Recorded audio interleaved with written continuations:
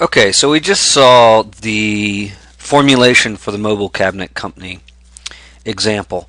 So I went ahead and started the spreadsheet for us. Actually, I've done quite a bit just to save some time. I'll put the spreadsheet out on Blackboard so you can download that as well as try it out for yourself. So remember we had 18 variables.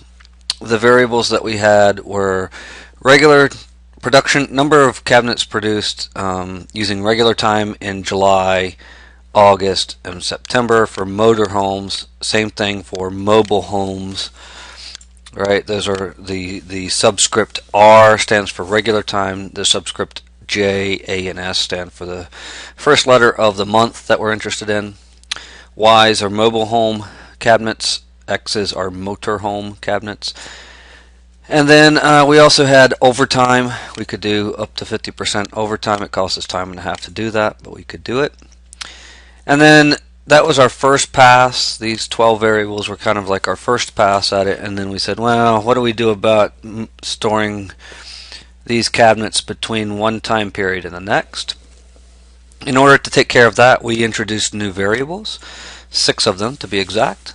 So we store the motorhome cabinets. This is defined as the number of cabinets stored for motorhome cabinets at the end of July, at the end of August, and at the end of September. And we do the same thing for the mobile home cabinets. So then we wanted to look at the cost. Let's look at the cost for the storage first. This is relatively simple. It was $6 to store a motorhome cabinet and $9 to store a mobile home cabinet. Right? So those are 6 and 9. Those all look the same. Then we needed to look at material cost for motorhome cabinets. So I've got all the X's up here. The material cost was $146. It took 3 hours to make one. And then in July, at regular cost, it was $14 an hour. So I just simply multiply 3 times 14 to get the 42. Added it to the 46 to get the 188. Okay. And it's time and a half, so it is 14 times 1.5 to get to 21. All right, which increases the labor cost to 63 and the overall cost to 209. And we do the same thing for August, which is a base of 16, and then September, which is a base of 18. And then we do the same thing for mobile home cabinets, where the material cost is larger, 210. It takes more time to make one, but the labor cost per hour is the same, but because it takes 2 more hours, it takes 28 more bucks in labor, and then add the additional material, and so it's more expensive. So I just kind of wanted to put that on its own worksheet so that you could kind of see where the costs are coming from. So these costs, right, all of these costs will show up in the objective function. So all 18 variables show up in the objective function. We saw an example last time where not all the variables showed up in the objective function when we were minimizing risk, and some of them didn't have risk. So here all 18 will show up. And so I went ahead and created a second sheet where I put the variables. Again, each column I have as a variable. I have the left-hand side, I have an inequality sign in between, and then the right-hand side. The right-hand side is the actual coefficient or constant that we have, and then the left-hand side is the formula where it's a sum product of those variables down here, which is where the output's going to be, and the coefficients on the variables for that particular constraint. So I've broken it up into several things. I put July, August, September, motorhome cabinet production. So obviously it only shows up for July. We can do it regular time or overtime. And these were the production constraints where I started off with a number of cabinets already in stock of 25. Right, so I moved that over, and I moved the 25 over to get the 225. Okay. And here I have equality constraints right? Because these are like the flow balance constraints we said for these production constraints. So all of those are equal to. And then I do the same thing for July, August, and September for the mobile homes. And then we said we wanted to have some inventory or stock to carry forward for buffers perhaps. And so we said we wanted at least 10 for motorhome inventory and at least 25 for mobile home inventory cabinets. And then we wanted to look at how much time we have available. So July regular time, it takes 3 hours for a motorhome and then 5 hours for a mobile home. We had a total of 2,100 available hours in regular time. In overtime in July, it's half of that, right? 1050. So all of these then are going to be less than or equal to. Up here, we're going to have greater than or equal to for the ending inventory.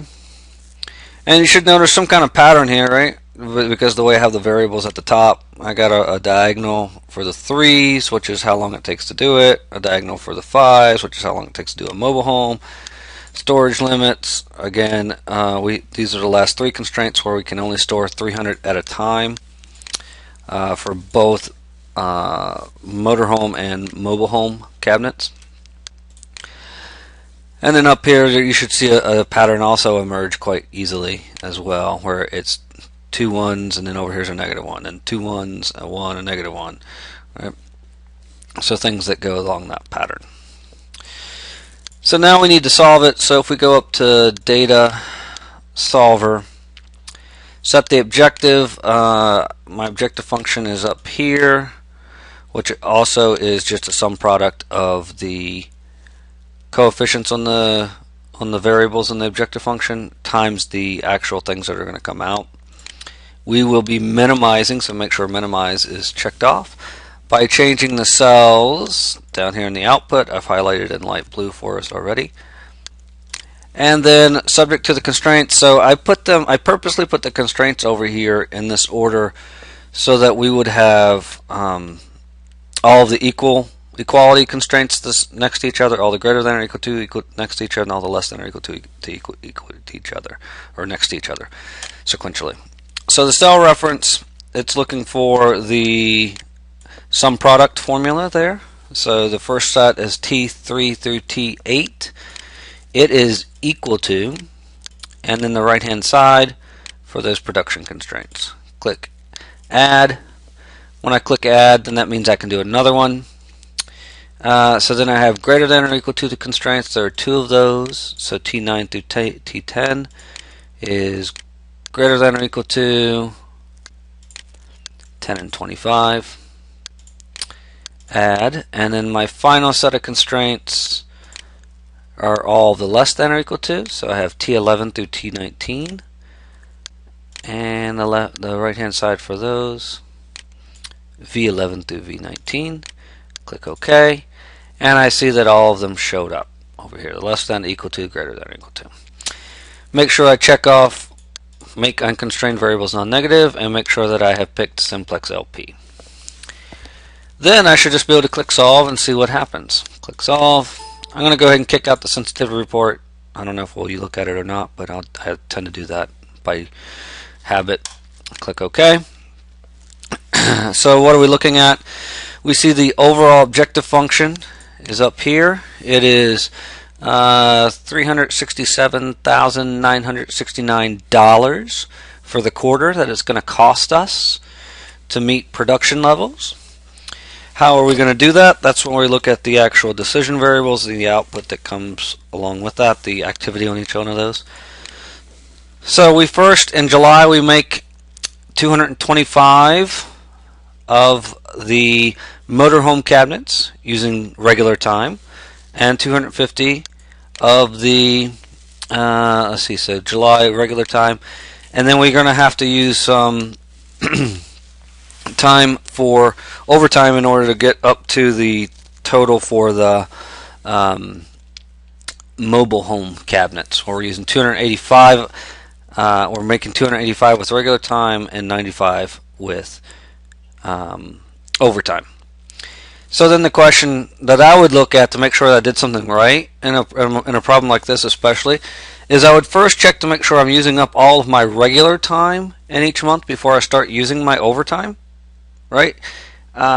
In theory, we didn't put any constraints in there to say to do that. But what's going to keep me from doing that is the cost. Overtime cost is higher. It's 1.5 times higher than regular time. So the solver is smart enough to know that, and so it will pick regular time first. So here's regular time for July.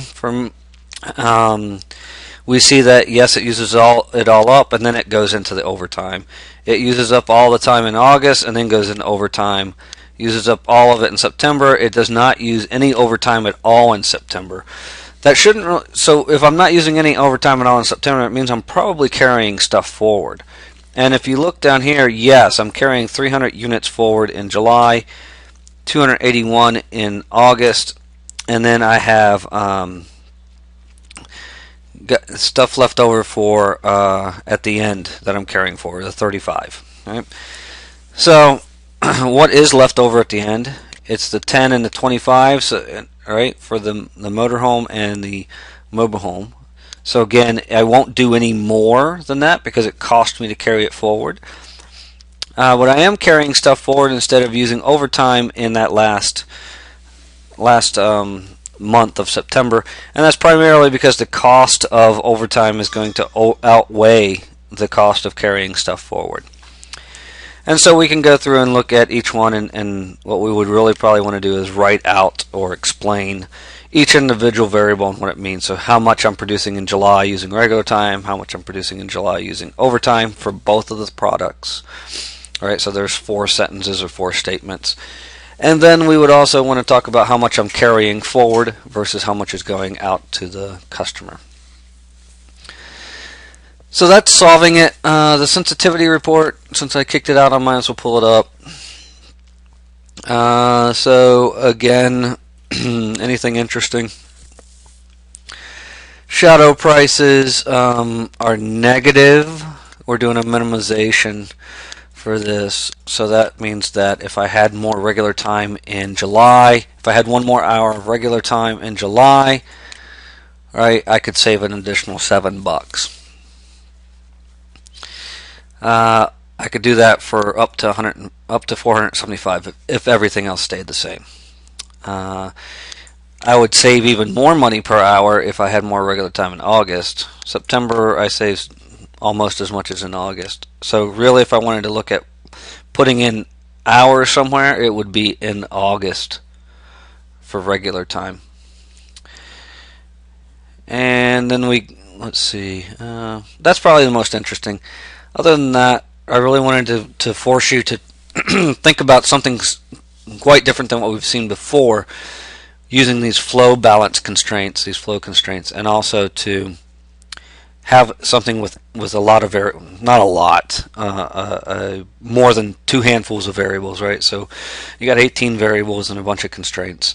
So I just wanted to show you that this stuff can get big quite quickly, but we have the software that allows us to solve it.